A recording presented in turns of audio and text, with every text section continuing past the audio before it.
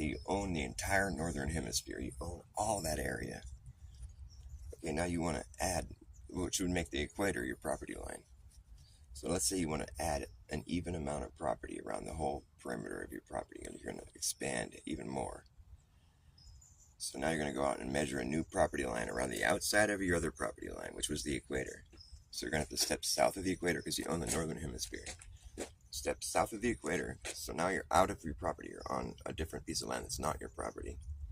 And now you're going to have to make a new property line. So you're just going to have to measure a new property line around the outside of the equator. Outside meaning the southern side, because you own the northern side. Step out of the northern side. Now you're on the southern side on the property that you don't own. And you're going to measure out a new property line around the entire equator, which was your old property line. You're going to make a bigger property line, right? Oh, nope, but you can't. You can't make a bigger property line outside. That's the biggest property line you're going to make is the equator. You can't make a bigger circle than that on a globe. Well, wait a minute, there's more land. I want to add more land to my property. How's it not going to be a bigger property line? Sorry, dude, you live on a globe. It doesn't have to make sense. Reality doesn't have to make sense. Stupid flat earther. You're telling me I could add more property and have a smaller perimeter? How the fuck does that make sense? How can I fit more area into a smaller circle? That's so stupid. You mean to tell me we've known the Earth as a globe for this long and nobody bothered thinking about that?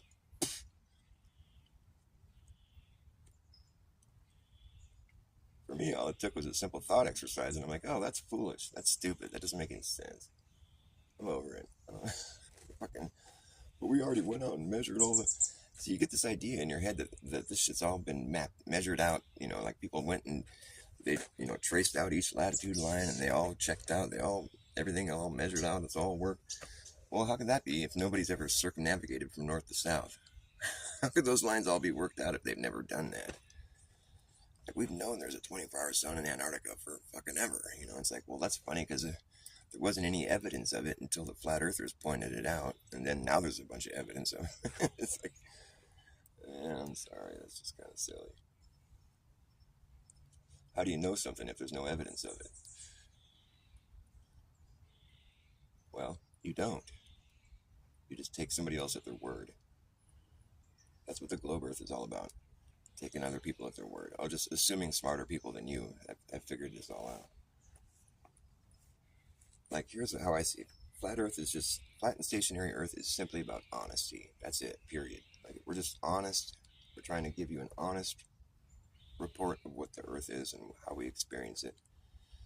And here's the globe earth. It's nothing but disproven theories stacked under a pile of fucking unfalsifiable hypotheses. It's like, it's all trickery. It's just all it is. They take some real world evidence like the eclipses and be like, oh, well, obviously if there's a circle eclipsing the moon, it must be the Earth's shadow, because the Earth must be a ball. So look, it's a ball. But how do you know that's Earth's shadow? In fact, when there's a lunar eclipse, when the sun's still above the horizon, that pretty much debunks that theory. That's why they call it the impossible eclipse. But it's not impossible because it happens on a schedule. So what's impossible is your idea of how the eclipse is working. It's like they give you can see what's going on here when you just look at the way they reference things. It's like Airy's failure and this experiment, this scientific experiment that happened. This guy Aries was trying to prove, just trying to see if it's the Earth moving or the sky moving. He conducted a scientific experiment to see what's moving, the Earth or the sky. And his experiment showed that it wasn't the Earth moving, but the sky. And so they refer to that experiment as Airy's failure. Not because he did the experiment wrong or incorrectly. No, they wouldn't.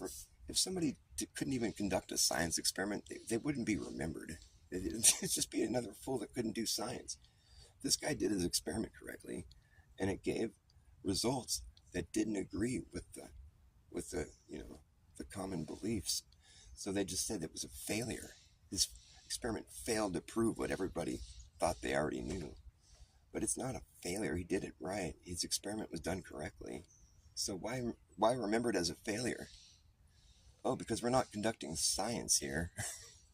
Obviously, you don't You don't say a scientific experiment is a failure unless you did the experiment wrong. But he didn't do the experiment wrong. So that just tells you everything you need to know right there. We're not trying to do science. In fact, science is kind of an inconvenience for the globe.